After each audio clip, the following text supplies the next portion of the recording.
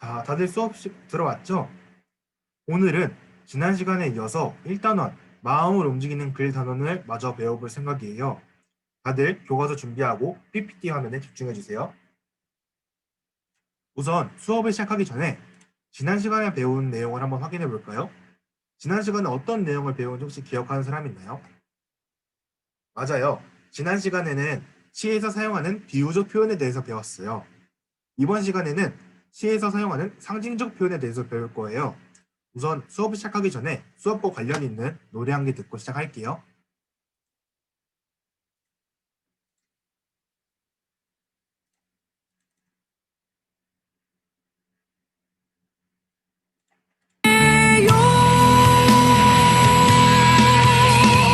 나보기가 역겨워 가실 때에는 말없이 고이 보내드리 오리라. 양변의 약산 진달래꽃 아름 따라 가실 길에 뿌리오리라. 가시는 걸음 노린 그 꽃을 사뿐히 들어밟고 가시옵소서. 나보기가 역겨워 가실 때에는 죽어도 아니 눈물 흘리오리다.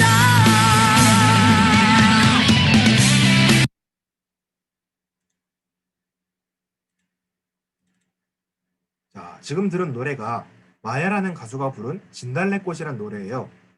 혹시 이 노래 들어보신 사람 있나요? 그쵸, 없죠. 이 노래가 되게 옛날에 나온 노래인데 선생님이 예전에 고등학교 때 수업을 하면서 이 노래를 들은 기억이 있거든요. 근데 이 노래가 지금 뒤에서 나올 진달래꽃이라는 시를 바탕으로 한 노래거든요. 그 시랑 되게 감정도 잘 살린 것 같고 또 선생님이 보기에 시를 받아들이는 것보다는 이렇게 가요를 받아들이는 게 처음 수업을 시작할 때 조금 더 부드러울 것 같아서 이 노래를 준비해 봤어요. 방금 진달래꽃에서 나온 가사 있잖아요. 나보기가 역겨워 가실 때에는 말없이 고이 보내 드리오리다 하는 부분이 뒤에서 시로 다시 한번 나올 거거든요. 그렇기 때문에 방금 들은 가사 생각하면서 수업을 계속 진행해 볼게요. 자, 오늘 배워볼 학습 목표를 한번 확인해 볼까요? 첫 번째, 시에서 사용된 상징을 찾을 수 있다. 두 번째, 선생님이 제시한 주제로 상징적 표현을 사용하여 시를 쓸 수 있다. 오늘은 상징에 대해서 배운다고 했잖아요. 그래서 시에서 사용된 상징을 찾아서 상징이 어떤 건지 확인을 해보고 그 상징에 대해서 배운 걸로 상징적 표현을 직접 사용하여 시를 한번 써보도록 할 거예요. 이렇게 시를 쓰는 활동을 하기 위해서는 상징에 대해서 먼저 알아야겠죠. 그래서 상징에 대해서 알아보는 시간을 갖고 그 다음에 활동을 진행해 보도록 할게요. 상징적 표현이란 무엇일까요? 상징적 표현은 주로 시, 노래와 같은 서정 갈래의 문학에서 자주 나타나는 표현 방법이에요. 이런 서정 갈래의 특징이 적은 단어로 강한 심상과 인상을 남겨야 되기 때문에 상징적 표현을 사용하고 또 추상적인 관념이나 사상을 직접 보조하여 드러내지 않고 구체적인 사물, 보조관념을 나타내 표현한다고 했는데 그 이유도 역시 단어를 바꿈으로써 조금 더 강렬한 인상을 줄 수 있기 때문에 그래요. 이에 대해서는 조금 더 자세하게 알아볼게요. 이렇게 시에서 상징적 표현을 쓰는 방법 이유 중 한 개가 시에서 다양하고 깊은 의미를 표현할 수 있기 때문인데 이렇게 다양하고 깊은 의미를 표현할 수 있는 게 그냥 글로 쭉 쓰면 되지 않냐 하는데 그렇게 표현하는 문학이 바로 산문문학, 서사문학 같은 소설이나 수필 같은 문학이고 이런 서정문학의 같은 경우에는 감정을 조금 더 표현하기 위해서 다른 단어로 바꿔서 표현하는 편이에요. 대표적인 예로 상징적 표현에 어떤 것이 있냐면은 평화를 상징할 때 보통 나는 평화를 바란다라고도 하지만 평화의 비둘기가 언제 날아올까? 다시 비둘기가 날아온 날은 손꼽힌다. 뭐 이런 식의 단어로도 쓸 수 있잖아요. 이때 이 비둘기가 구체적인 사물, 즉 보조관념을 뜻하고 평화라는 사상이 원관념을 뜻해요. 이렇게 우리가 흔히 알고 있는 상징적 표현에는 비둘기가 있을 수도 있고 아니면은 뭐 푸르른 나뭇잎은 싱그러움을 나타낸다 뭐 이런 식으로도 나올 수 있고 또 봄에 나오는 개나리꽃이 봄을 상징하는 매개체이다라고도 볼 수 있어요. 이렇게 상징적 표현이 많은데 이런 상징적 표현하는 이유는 첫 번째로 세상의 의미를 다양하고 깊게 표현할 수 있기 때문이에요. 아까 말했듯이 상징적 표현을 사용하면은 의미를 나는 평화라고 하면 평화라고 굳어지지만 비둘기를 사용하면은 비둘기가 자연일 수도 있고 또 평화일 수도 있고 또 그 두 개 동시에 나타낼 수도 있잖아요. 그렇기 때문에 상징을 사용하고 또 사상이나 감정과 같은 추상적인 것을 구체적으로 드러낼 수 있기 때문이에요. 사상 평화라고 하면은 평화는 우리가 다 아는 감정이지만 평화를 잘 모르는 상황 사람들은 평화가 뭔지 잘 모르겠죠. 하지만 이를 비둘기를 나타내서 표현함으로써 비둘기가 오면은 평화다라는 것이 인식으로 바뀌어 상징적으로 표현할 수 있어요. 또 사물을 통해 작가의 생각을 간접적으로 전달하여 상상력을 자극하기 때문이에요. 서정적 문학이나 시, 노래 같은 경우에는 작은 단어로 상상력을 자극해서 읽는 사람 혹은 받아들이는 사람의 감정을 이끌어내야 되기 때문에 이렇게 상상력을 자극하는 게 아주 중요한 부분 중 한 개예요. 또 하나는 전달하려는 내용을 인상 깊게 표현할 수 있어요. 단순히 평화를 바란다 보다는 비둘기가 오기를 바란다고 하면은 비둘기가 왜 오기를 바라지? 라고 생각을 해서 조금 더 인상 깊게 남길 수 있겠죠. 마지막으로 주제에 대한 독자의 공감을 이끌어낼 수 있기 때문이에요. 예를 들어서 주제가 방금처럼 평화를 오길 바란다고 하면은 나는 평화가 뭔지 잘 모르겠고 항상 평화 속에서 살아서 뭔지 잘 모르겠다라고 할 수 있는데 비둘기가 오길 바란다라고 하면은 비둘기에 관련된 이미지들 있잖아요. 뭐 한가롭게 공원에서 비둘기한테 먹을 거를 준다든가 아니면은 비둘기가 날아가는 모습을 보고 와 정말 예쁘게 날아간다 뭐 그런 식으로 이미지를 낼 수 있는데 이렇게 독자의 경험을 바탕으로 해서 시적 몰입감을 조금 더 높일 수 있기 때문에 시에서는 이렇게 상징적 표현을 자주 사용해요. 그러면은 지금 나온 이 시가 방금 말했던 마야의 진달래꽃이라는 노래의 원본이 되는 김소월의 진달래꽃이라는 시예요. 이 시에서 쓰인 상징적 표현을 한번 찾아보고 그 시어가 어떤 원관념을 가지고 있는지 한번 알아보도록 해요. 이 시에서 쓰인 가장 확실하고 잘 드러난 상징적 표현은 진달래꽃이에요. 그리고 그 진달래꽃을 한 번 더 3인칭으로 말한 그 꽃 역시 저는 상징적 표현이라고 생각을 했어요. 진달래꽃 같은 경우에는 이미 떠나는 길에 보면은 나보기 어겨 가실 때에는 말없이 곤히 보내 드리오리다. 영변 약산 진달래꽃을 아름 따다가 가실 길에 뿌리오리다라고 말했죠. 즉 임을 향해 축복을 하는 대상이 진달래꽃이라고 볼 수 있어요. 이 진달래꽃은 이미 가시는 길에 내가 임을 위해서 영변의 약선에 있는 진달래꽃을 하나를 따다가 뿌려주는 거죠. 그러면은 길을 가는 사람의 앞에 꽃을 뿌려주면 보통 축하는 의미잖아요.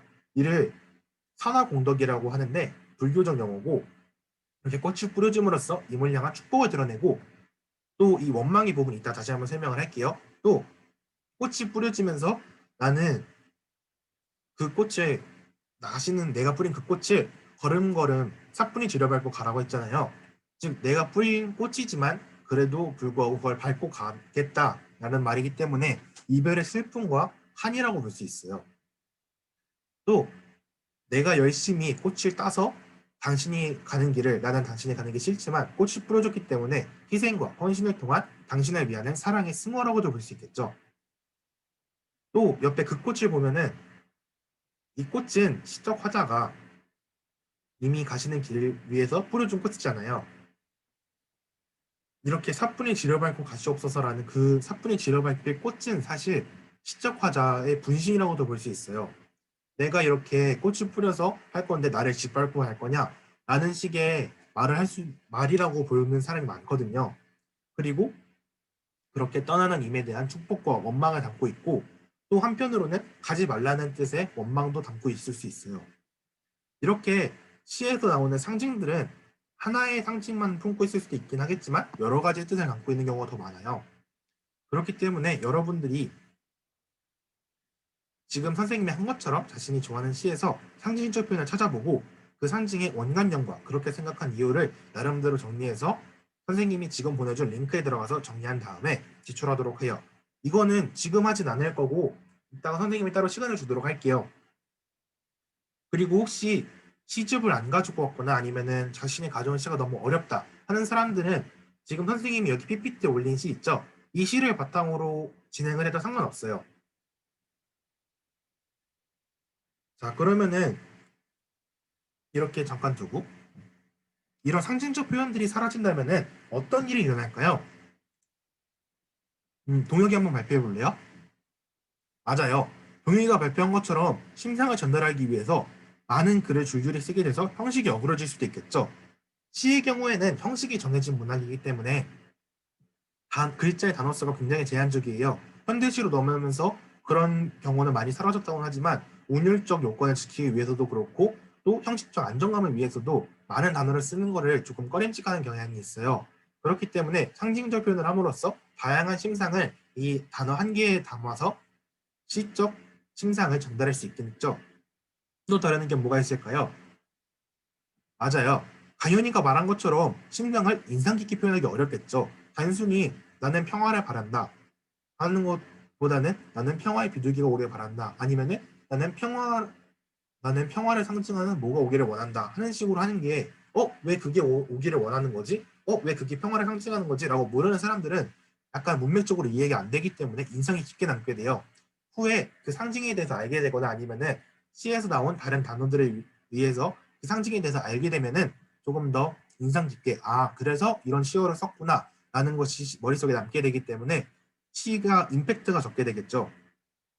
그러면은 아까 발표했던 상징적 표현의 중요한 점과 효과를 잘 생각하면서 겨울이란 주제로 시를 써보도록 할게요. 이 겨울이란 주제를 가지고 시를 쓸 건데 가능하면은 겨울을 주제뿐만 아니라 이 상징적 표현의 원관념으로서 사용했으면 좋겠어요. 뭐 힘든 사람이 있으면은 보조관념으로 사용해도 상관이 없겠지만은 겨울이란 단어가 들어가거나 아니면은 겨울을 나타내는 상징적인 시어가 들어가서 시를 쓰도록 해야 돼요. 이 시는 이따가 동료 평가를 통해서 평가를 할 거고 그 평가 내용을 바탕으로 수행 평가에 반영을 하도록 할 거예요.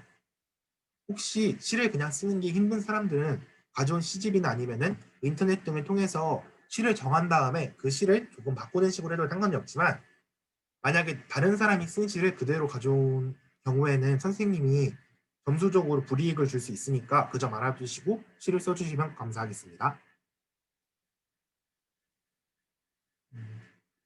지금 쓴 사람들이 다 있는 것 같은데 쓴 사람들은 선생님한테 손으로 쓴 사람들은 사진에 시 내용이 잘 보이게 찍어서 주고 만약에 타이핑을 한 사람들은 제목을 자신 이름이랑 번호로 써가지고 선생님한테 카톡으로 주시면은 선생님이 이따가 동료 평가자한테 전달하도록 할게요. 지금 발표한 사람들이 몇 명 있는데 한번 이 제출한 사람 중에서 발표하고 싶은 사람 있나요? 희주 한번 발표해 볼래요?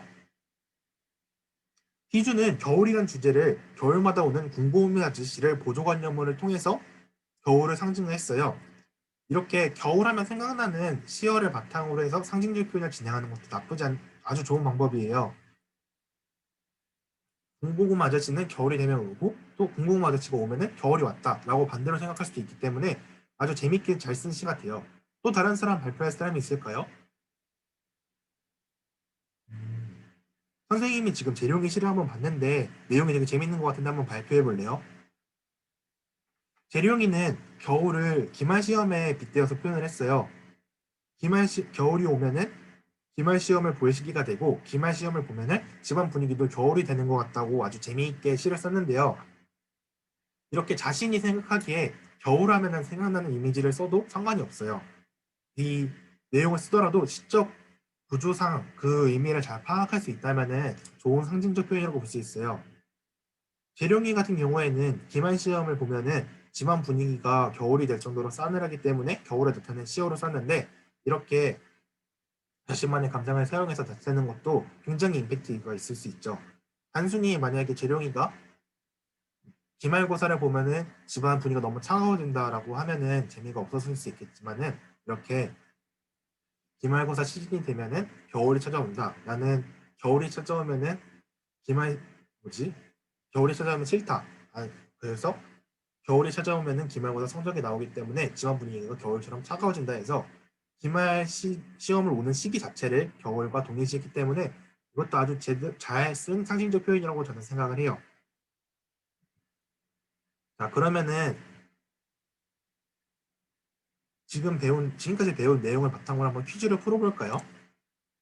자, 여기 들어갈 빈칸에 알맞은 말로 어떤 내용이 있을까요? 상징적 표현은 주로 맞아요.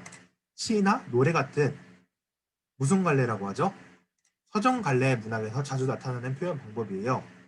또 상징적 표현은 추상적인 관념이나 사상을 직접 드러내지 않고 구체적인 사물로 표현한다는데, 이 추상적인 관념이나 사상을 원관념이라고 하죠. 또 직접 드러내지 않고 이걸 표현하는 구체적인 사물을 보조관념이라고 해요.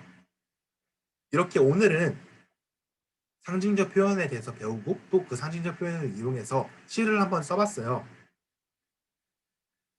그래서 지금부터 이제 아까 나눠준 링크의 유인물들이나 지금 보내준 링크의 유인물들을 작성한 뒤에 선생님한테 카톡으로 보내주시길 바래요.